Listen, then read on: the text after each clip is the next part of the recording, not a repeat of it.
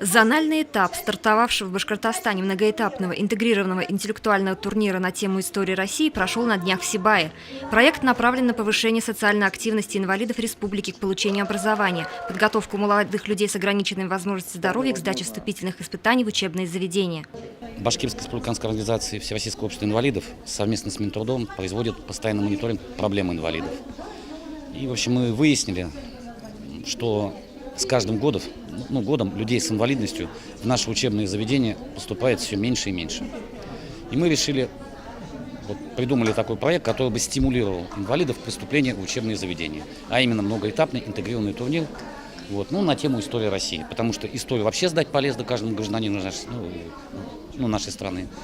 И второе, история – это обязательный предмет при поступлении, получается, в гуманитарные вузы нашей страны.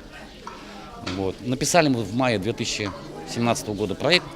В турнире приняли участие 6 команд. Вопросы охватывали самые разные периоды истории России. Все они были неожиданные и вызывали жаркие споры и обсуждения участников. Реализация этого проекта начинается вначале в городах. Это где-то задействовано 6 городов и районов, где будет проходить турнир. И первым турнир это начато в нашем городе Сибае. В нашей юго-восточной зоне находится 8 городов и районов, в нашей зоне входит.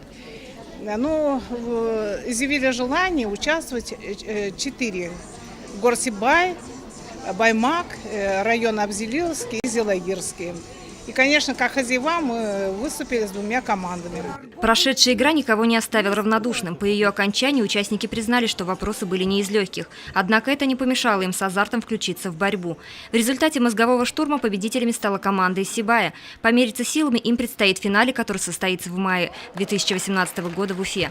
Ирина Оренбургина, Алик Кадыров, Гульгина Раскильдина, телекомпания СТВ.